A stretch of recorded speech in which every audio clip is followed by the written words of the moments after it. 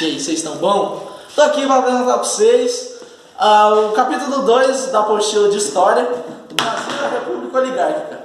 O período entre 1889 e 1930 é chamado pelos historiadores de Primeira República e foi dividido na República das Espadas, que é por volta de 1889 e 1894, e República Oligárquica, das oligarquias, e um dos coronéis de 1894 e 1930. Vamos aí. República Oligárquica, as elites agrárias estabeleceram uma organização política para se perpetuar no poder.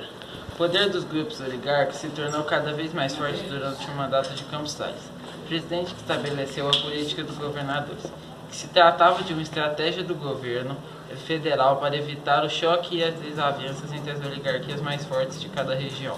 Acreditava-se que com a união e a cooperação delas em algumas partes poderia tornar o Brasil um país melhor. Além dos acordos políticos que garantiam a permanência de grupos nos poderes municipais e estadual, no governo federal se estabeleceu uma aliança que alternava na presidência entre o estado de São Paulo e de Minas Gerais. Por essa razão, esse período também é chamado de República do Café com Leite, pois essas eram as oligarquias mais poderosas. Em São Paulo, do café, e em Minas, a da pecuária simbolizando o leite. O café é o principal produto da economia brasileira ao longo do Império. Continua a ser fundamental nos primeiros tempos da República. Contudo, ele não era o único produto. Também havia a produção de cacau, açúcar, leite, borracha, entre outros, espalhados em diferentes regiões do país. Os movimentos rurais se reuniram que lutavam pela posse da terra, pelo sustento contra a ordem industrial pela República. Alguns deles foram comandados por líderes religiosos ou messiânicos, e outros pelo banditismo social e pela violência. Contestado.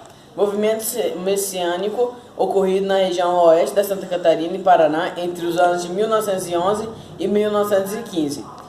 Na região estabeleceram-se trabalhadores rurais expulsos de suas terras por causa de instalação de uma madeireira e de uma ferroviária, e também operários que trabalharam nessas obras e ficaram desempregados após o seu término.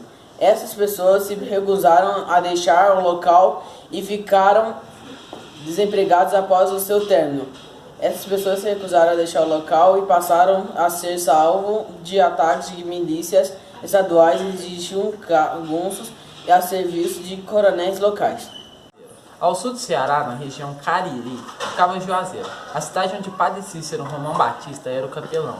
Ele prestava serviços religiosos a favores da população sertaneja. Por volta de 1889, a notícia de que a hostia dada a Beta Maria dos Anjos se transformou em sangue fez crescer o prestígio de Padre Cícero perante a população sertaneja. Com o aumento da popularidade de Padre Cícero, as autoridades eclesiásticas do governo ficaram temorosas de perder o controle sobre a situação e afastaram o pároco de suas funções. Isso fez a popularidade do padre aumentar ainda mais o cúmino em sua eleição. Como prefeito de Juazeiro, em 1911, como líder espiritual e também político, seu prestígio cresceu a ponto de muitos atribuírem a ele o título de coronel. Papai, coronel, papai. Em 1920, o governo militar estava descontente com o governamento do Brasil. Eles queriam ter um governo centralizado no poder deles. Assim, eles queriam ter o tenentismo, no qual eles iam fazer o próprio poder. Se inscreve aqui no canal, deixa um like, se inscreve nas nossas redes sociais, que vai estar tudo aqui embaixo, leque. Nossa, se esses vídeos chegar a 20 mil likes, eu me mergulho na Nutella, mano. Sério. Isso já tá feio. Tá feio? YouTuber Nutella não funciona, tá? Não funciona, não tá funcionando. Ué, mesmo? É verdade. Sabia, mas se Achou que nós ia ser youtuber Nutella dessa vez? achou, né?